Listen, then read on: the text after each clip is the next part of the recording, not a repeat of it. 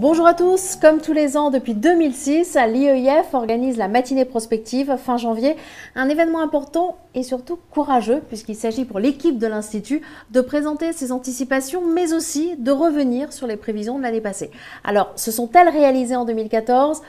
Quelles prévisions pour 2015 ? On voit cela tout de suite avec Guy Marty, directeur général de l'IEIF. Guy, bonjour. Bonjour Isor. Alors dites-moi, vous avez une véritable boule de cristal puisque vos anticipations se sont réalisées. Je pense à la baisse du prix du pétrole et à celle du prix des logements et des bureaux. Ce serait tellement bien si on avait une boule de cristal. Non, en fait, c'est vrai que pour les prix des logements et des bureaux, nous étions dans la bonne direction. Et pour le pétrole, c'est vrai qu'on en avait parlé et qu'on était originaux sur la question. En fait, deux facteurs. Premier facteur, j'ai toujours été impressionné par l'alerte ou la phrase, on va dire, du cheikh Yamani, qui était un ministre important d'Arabie Saoudite pendant des années, et qui avait dit « l'âge de pierre ne s'est pas arrêté à cause du manque de pierre.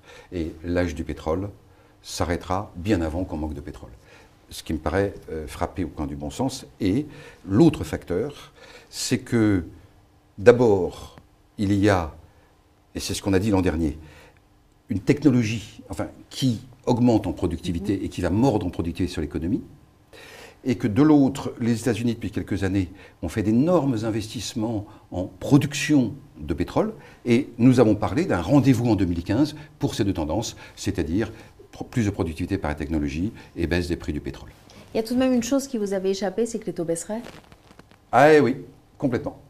Ce qui explique d'ailleurs la déviation de nos prévisions, c'est-à-dire que pour les prix, si on prend les prix du logement, par exemple, on les avait prévus en baisse un peu plus forte que la baisse réelle qui a eu lieu. Parce que la baisse des taux a redonné du pouvoir d'achat aux ménages par le crédit.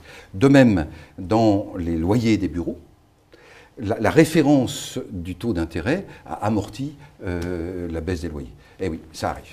Et maintenant, qu'est-ce que vous attendez pour 2015 ? Ah ben, faut venir. Mais encore, donnez-nous un petit aperçu au moins. Alors, on va surtout insister, si vous voulez, sur le phénomène de mémoire de marché qui nous semble dominant aujourd'hui. C'est-à-dire ?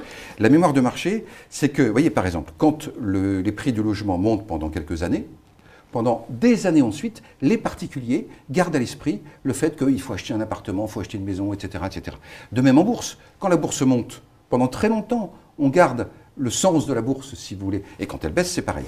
Et aujourd'hui, on vient quand même d'une crise très longue et très lourde qui fait qu'on a dans la tête, on a tout un tas de choses qui déforment dans le pessimisme et on ne voit pas forcément les facteurs objectifs, réels, positifs. Par exemple, 2015. Vous avez le pétrole moins cher. Je suis désolé. Quand il était à 100 $, on disait, avec un pétrole à 100 $, c'est normal, les économies sont handicapées. Bon, la baisse du pétrole est une bonne nouvelle. L'euro.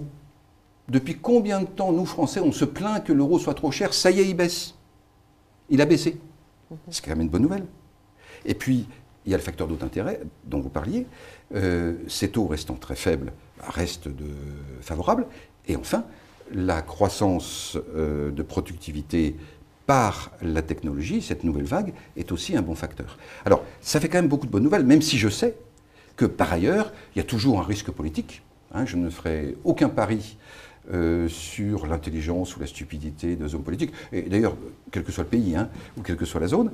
On sait très bien que les questions d'emploi sont extrêmement difficiles dans les économies d'aujourd'hui. Donc, je ne dis pas que tout est beau, je dis simplement, faisons la part des choses, et surtout, faisons l'effort de bien écarter l'ambiance qui peut déformer la vision. Alors vous avez utilisé une expression qui m'a frappée, vous avez parlé de facteurs objectifs réels positifs. Ça c'est tout de même décalé, c'est parce qu'on entend partout. Alors il y a deux raisons à ça. La première, c'est que notre rôle est de regarder l'ensemble des facteurs. On regarde aussi bien l'économie, l'allocation d'actifs, l'immobilier, les fonds immobiliers. Donc on a une vue très très large. Et ceci a tendance à tempérer, bien sûr, ou à équilibrer certains jugements. Et l'autre point, et là, on assume complètement, parce que c'est notre rôle, et on l'a toujours fait, si vous voulez, c'est que nous, on parle à des acteurs.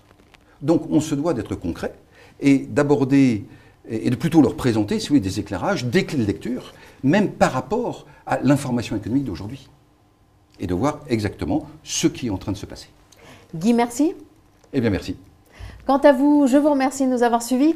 Je vous rappelle que la matinée prospective a lieu le 27 janvier prochain et pour plus de renseignements, n'hésitez pas à consulter le site de l'IEIF. À très bientôt.